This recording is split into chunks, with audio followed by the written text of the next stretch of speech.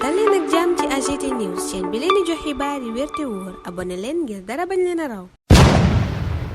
AGT News arrêté ko samedi déféré ko dimanche libéré ko lundi lii mooy situation bi nga xam ne Juan Branco moom la daal di jànkonteel ci ñetti fan war a nag daal di delluwaat ci réewam France bàyyi ci ginnaawam ay jafe-jafe ay ñeneen i détenu yoo xam ne ñu ngi ci biir kaso yi loolu mooy laaj bi nga xam ne moo samp jamono ji ñu toll nii ay avocat nag yi nga xam ne ñooy layool maître Babacar Ndiaye li ñu jàpp mooy lii ñu def Juan Branco ñu libéré ko defaluñ ko seen collègue boobule li muy nduru du leen lu dul daal di tuutil avocat yi nekk ci réewum Sénégal leen jaaxal nag ñoom mooy que ne kii di Juan Branco ñu libéré ko pour ay mbir ñu ko doon toppee yu garaaw a garaaw moom mi nga xam ne mooy acteur principal bi seen collègue Babacar Ndiaye nar a des ci kaso bi sol ab robb avocat wam moo waral ñu samp aw laaj ndax dañ leen di ñaawal am déet ñu ne nag lu ni mel dafay daal di suufeel avocat yi ci seen dignité ak lu ñeel seen wàlluma liggéey kii di maître Ndeye Fatou Touré li mu jàpp mooy procureur bi respecté wul li nga xam ne moo ñeel loi bi li mooy situation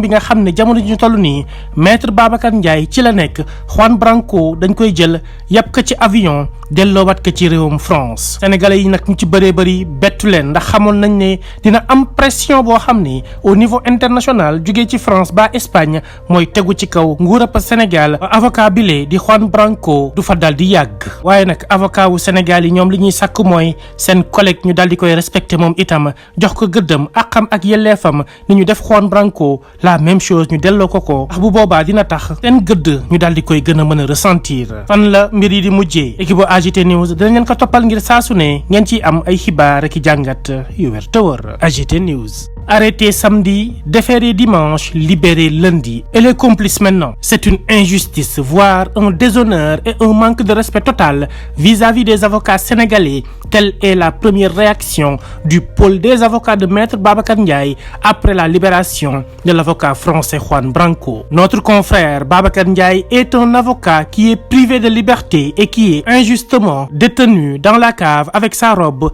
parce qu'on l'a arrêté dans l'exercice de sa fonction. Ce qui nous choque le plus, c'est de voir l'auteur principal, la principale personne concernée, Juan Branco, qui vient d'être libéré et placé de façon extraordinaire sous contrôle judiciaire pour des faits et charges aussi graves. De qui se moque-t-on? C'est une atteinte à la dignité humaine et à la profession d'avocat. C'est catastrophique et scandaleux. Le procureur a complètement violé la loi. Des propos tenus par Maître Ndeye Fatou Touré sur RFM. Arrêté vendredi dernier par la sûreté urbaine sur instruction du procureur général, Maître Babacar Ndiaye est déféré ce matin au parquet au moment où Maître Juan Branco bénéficie d'une liberté provisoire. L'avocat sénégalais est suspecté d'avoir participé à l'évasion de son collègue franco-espagnol. Il est poursuivi pour recel de malfaiteurs. Quelle sera la suite des événements? Nombreux sont les Sénégalais qui ne sont pas étonnés de la libération de Juan Branco, car tout le monde savait qu'il y aurait la pression internationale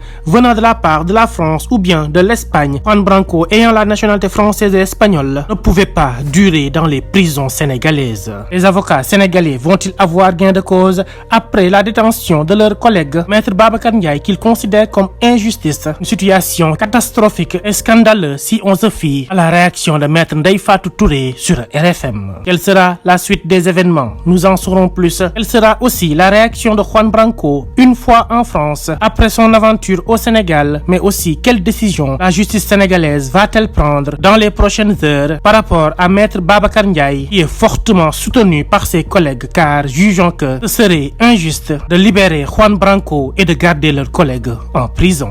AGT News.